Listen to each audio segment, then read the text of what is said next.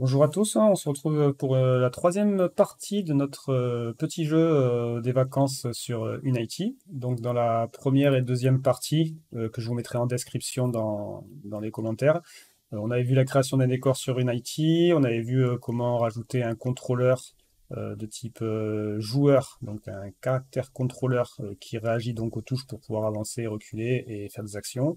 On avait vu aussi l'animation en fonction de quand il avance ou autre.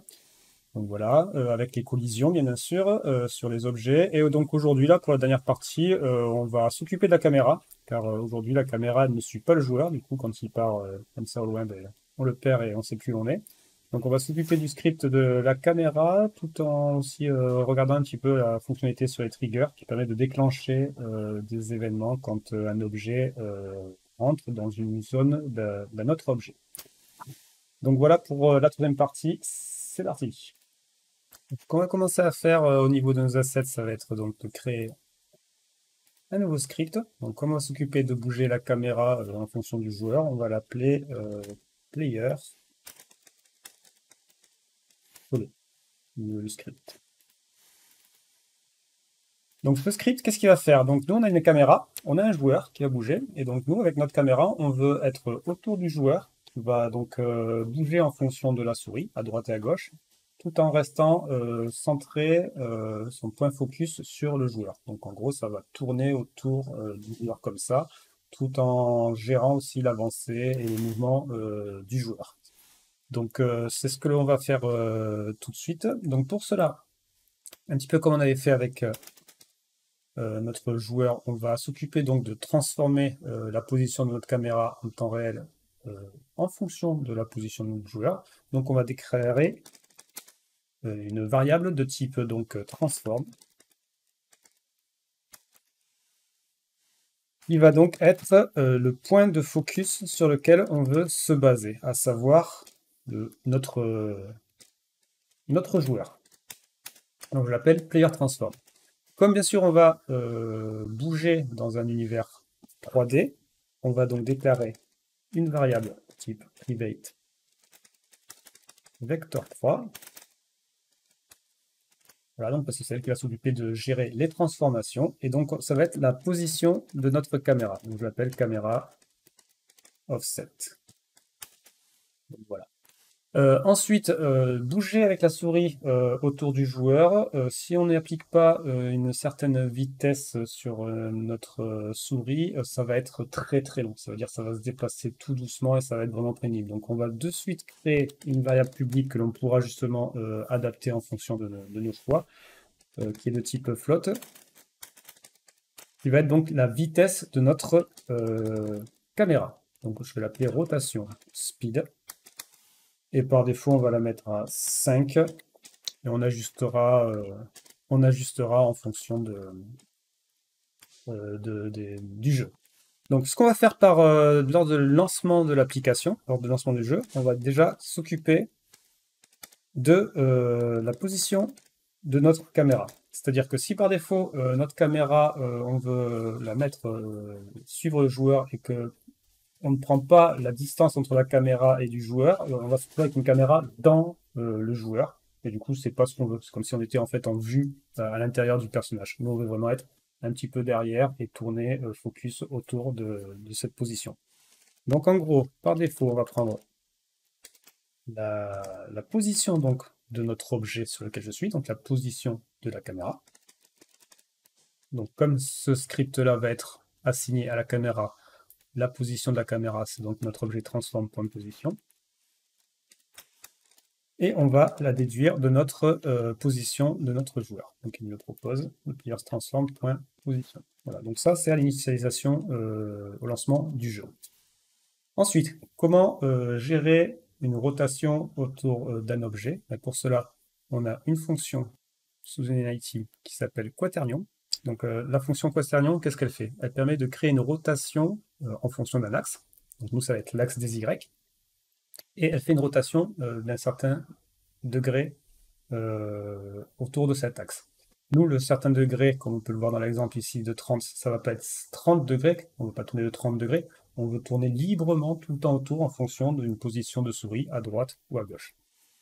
Donc, je vais copier l'exemple, puisqu'on va le réattribuer.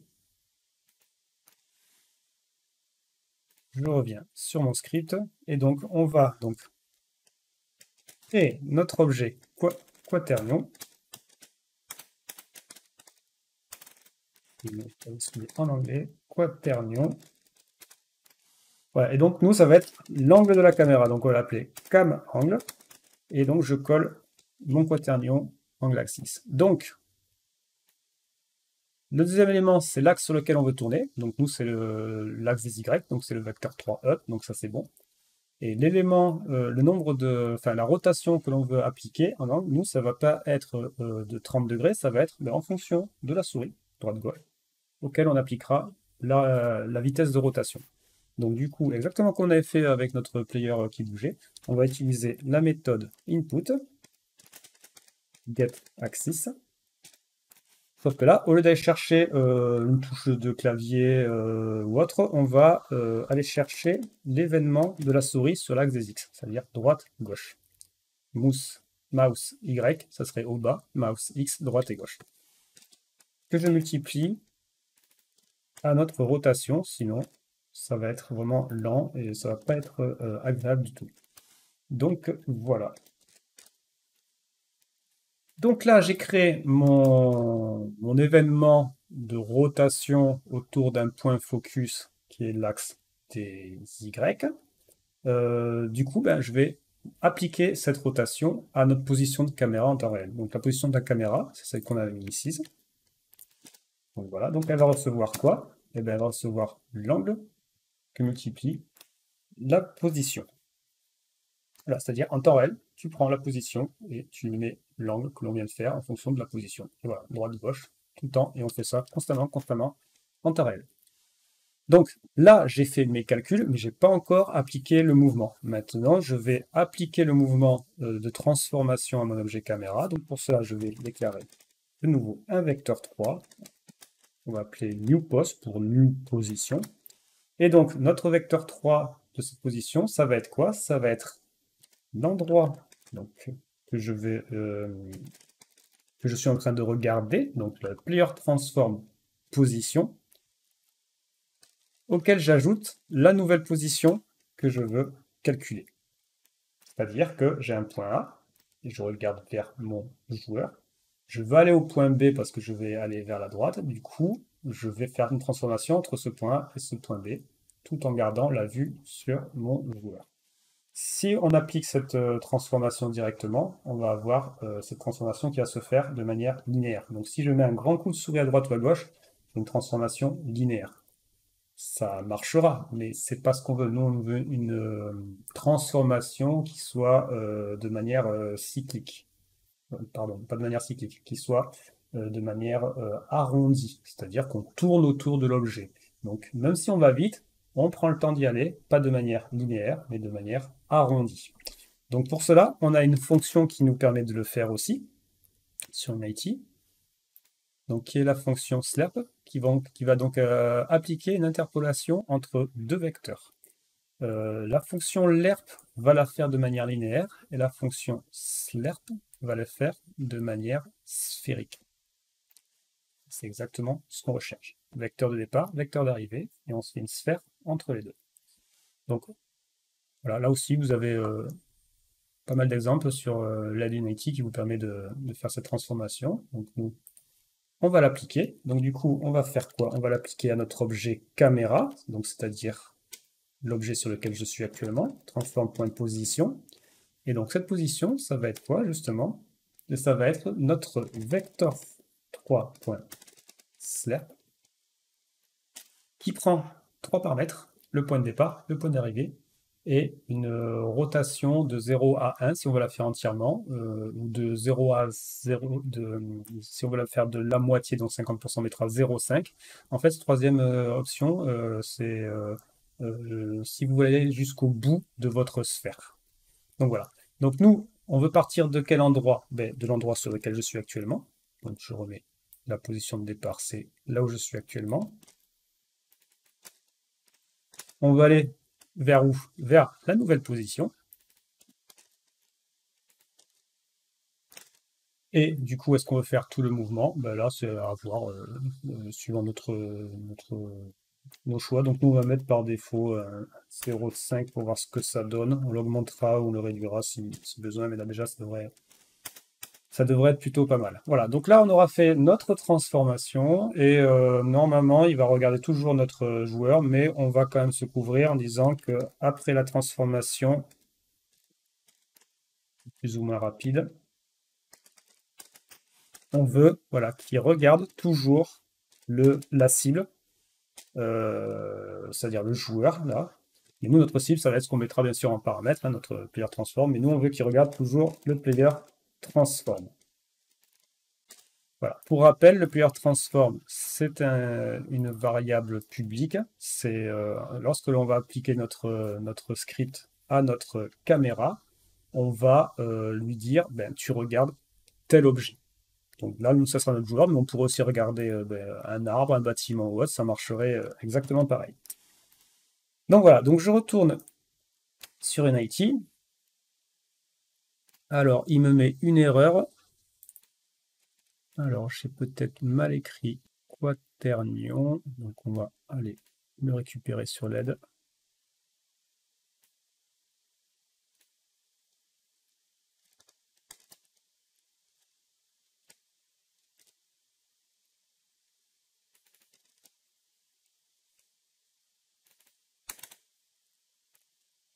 Là, il est bon. Okay. Hop.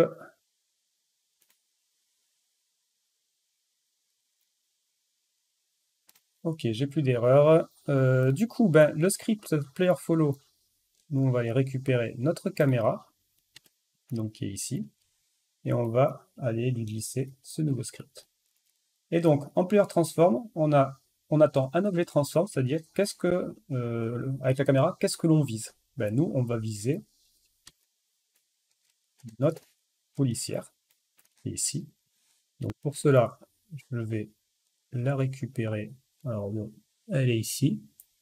Et je vais la glisser ici. Voilà, donc notre caméra, là, au démarrage, elle va toujours se focus sur cet élément.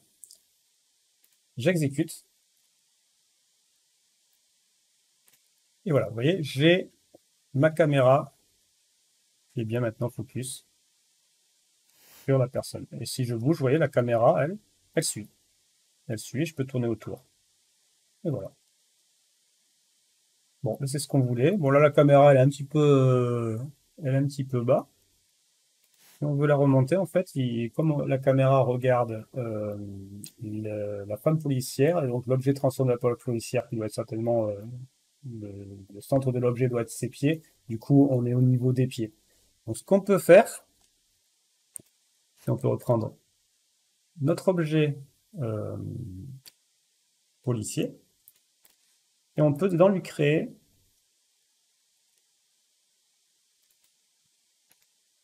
un objet de type vide, sur lequel on pourrait mettre target. Voilà, on va l'appeler target. Donc vous voyez par défaut target, voilà, il est dans les pieds du policier, et notre caméra pourrait targeter ça. Et du coup, l'avantage avec cet objet-là, qui est donc un objet qui n'existe pas en soi, hein, c'est un objet vide, mais c'est ce qui va nous permettre, comme il y a des outils de transform, on va pouvoir le viser avec la caméra. Ben, je peux le monter, le mettre au niveau de la tête. Je peux reprendre ma caméra, et ici, au lieu de viser la femme policier, je peux viser un élément en forme de la femme policier, qui est donc le target. Donc je vais le récupérer. Voilà, et je relance.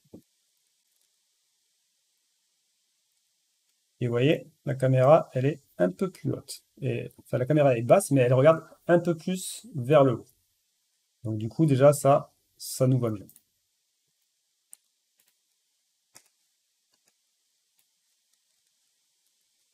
Donc voilà, donc là on a vu justement comment appliquer une transformation sur la caméra, comment donc suivre un personnage grâce à cette caméra. Maintenant on va voir une notion de trigger, c'est-à-dire déclencher un événement en fonction de quelque chose qui va se passer dans notre jeu. Par exemple, nous on va mettre une voiture et on va dire que dès que le personnage va rentrer proche de la voiture, on va déclencher un son. Mais on pourrait très bien voir dans un jeu de tir, ben, dès qu'un objet va toucher un autre objet, ben, ça va détruire l'objet, ça va le faire une animation d'explosion par exemple, ou autre. Voilà, ce sont des scénarios qui sont tout à fait faisables et qui fonctionnent comme ça au niveau des collisions et des jeux. Donc ce que l'on va faire dans notre environnement, on va aller rajouter. Donc dans mes préfabs, moi j'ai des voitures, ici. Donc j'ai une voiture de police.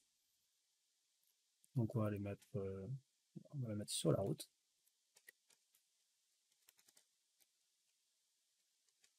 Hop, je fais le centrage. Et donc nous on va dire que dès que la femme policière va s'approcher de la voiture, donc dès qu'il va y avoir un contact entre deux objets, entre deux colliders, donc on va par exemple jouer un son de sirène au niveau de la voiture de police. Donc, ce que l'on va faire dans un premier temps, c'est au niveau de notre voiture de police, donc c'est elle qui va écouter via un script qui va être en attente d'une collision. Et en gros, dès qu'un certain objet va passer à son niveau, il va déclencher donc l'alarme. Donc en gros, le script va être au niveau de la voiture. Donc je reviens dans mes assets et on va recréer un nouveau script. Et on va l'appeler déclenche sirène. Donc, nous, on a toujours notre méthode start, notre méthode update. Il faut savoir que sur des objets de type mono-bavure, donc de Unity, vous avez aussi d'autres méthodes, comme par exemple lorsque il y a une collision entre deux objets, lorsqu'un trigger est déclenché et tout. Donc nous, justement, c'est ce que l'on va utiliser. On va utiliser donc la méthode onTriggerEnter. onTriggerEnter, qui prend en paramètre en fait l'objet qui va permettre de déclencher ce trigger. Donc l'objet en fait c'est forcément un collider, car c'est une collision, c'est un objet qui rentre dans un autre objet. Donc là on est vraiment au niveau d'une collision qu'on va appeler le collider. Et donc en fonction de cette collision, on va pouvoir faire pas mal de choses. Donc nous ce qu'on a dit, on veut déclencher une alarme, mais quand la femme policière va toucher la voiture. Imaginons dans un jeu vidéo, vous avez pas mal d'éléments comme ça qui bougent aussi, hein. Ça peut être des PNJ, ça peut être la balle d'un pistolet ou autre. On va pas le déclencher quand c'est n'importe quel objet, on veut vraiment que ça soit que l'objet de la femme policière. Donc du coup, on va pouvoir trapper, en fonction de l'objet avec lequel on est rentré en collision, par des tags ou par des noms, trapper c'est qui va toucher, et si c'est la femme policière, on déclenche l'alarme, sinon on fait rien. Je mets pour le commentaire ici. Donc voilà, et du coup, comment on va tester quel est l'objet avec lequel on est rentré en collision? Et bon, on va tester en fait si le collider, donc c'est l'élément qui en permet, .game object .name, donc c'est le nom en majuscule de l'objet, est égal à une certaine valeur, on fera quelque chose. Donc le nom de l'objet, quand on est dans une IT, c'est celui que vous voyez ici. Voilà. D'ailleurs, je vais une bêtise.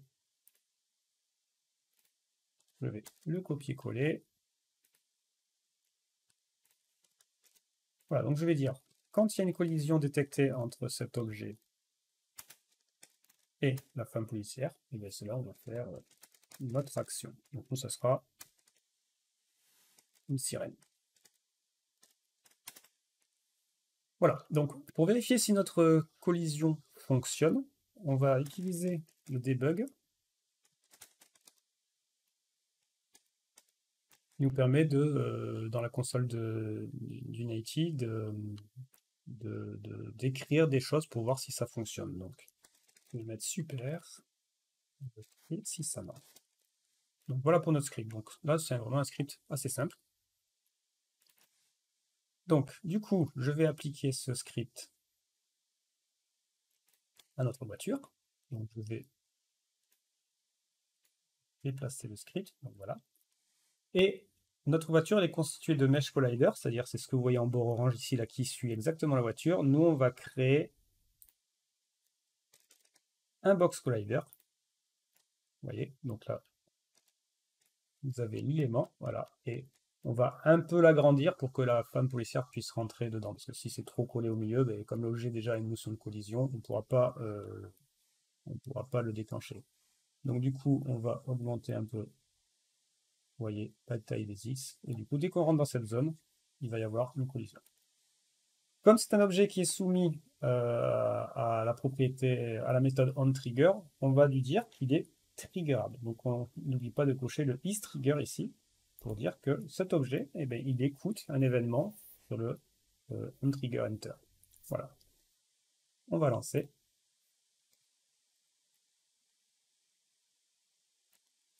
On va se mettre en console ici.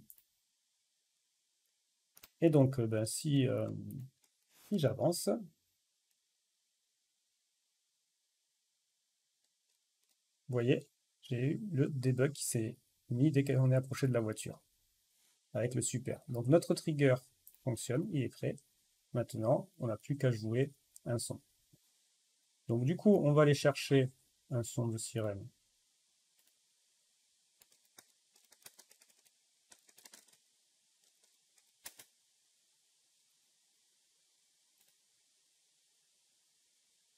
Un peu partout. Donc okay, ça c'est payant, ça m'intéresse pas.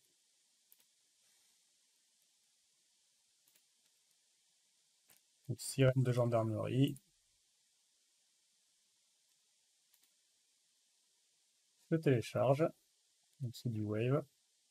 Et du coup, je vais le glisser dans mon Unity. Donc attendez, je reviens sur mon projet, ma scène, je reprends.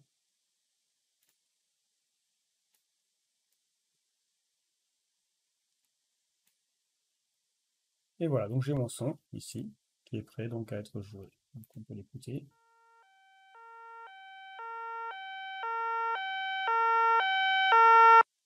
Ok, donc du coup, on reprend maintenant notre voiture.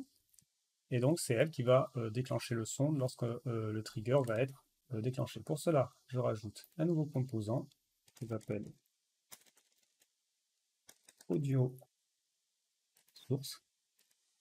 Donc audio source a pas mal de paramètres, hein. On peut régler le pitch, le volume, la notion de droite-gauche, le reverb. Par défaut, elle va être jouée, donc nous on va le décocher. Et surtout, il y a une notion d'audio clip qui va être en fait le son que l'on veut jouer. Donc je vais le mettre ici. Voilà, donc là j'ai créé un élément audio source et il ne me reste plus que dans mon script, plutôt que faire notre debug, mais ça va être de jouer ce son. Comme on a mis un nouveau composant sur notre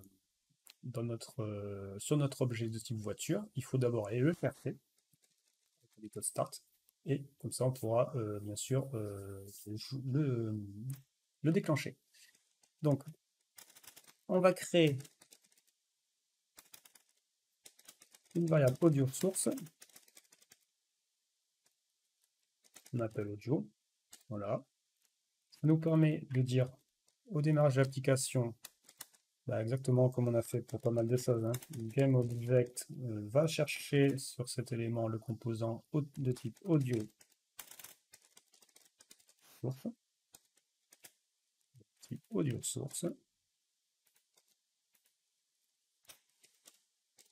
Comme ça nous permettra, lorsqu'il y a une collision, de faire un audio.play. Tout simplement. Je retourne sur Unity.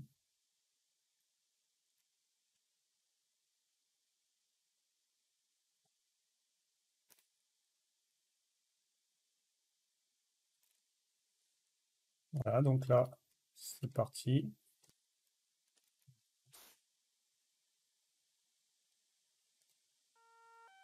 Et vous voyez.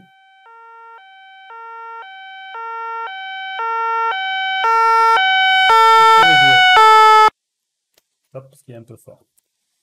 Donc voilà, donc bon, ben, vous avez vu quelques principes aujourd'hui avec les triggers, avec l'action sur la caméra. On pourrait aller beaucoup beaucoup plus loin, mais c'était pas le but de ces trois petites vidéos. C'était un petit peu de vous montrer ben, les possibilités que l'on a qui nous sont offertes avec Nighty, ce qu'on peut faire avec du C Sharp bien sûr sur Nighty, et puis avec quelques assets plutôt sympas, on peut vite créer un petit univers et un petit jeu plus ou moins cool. Voilà, mais j'espère que cette trilogie vous aura plu, vous aura donné envie de vous essayer sur Unity. Et puis moi, je vous dis, je vous renouvelle encore mes vœux de fin d'année. Je vous souhaite de bonnes vacances pour ceux qui sont en vacances. Et puis je vous dis à la prochaine.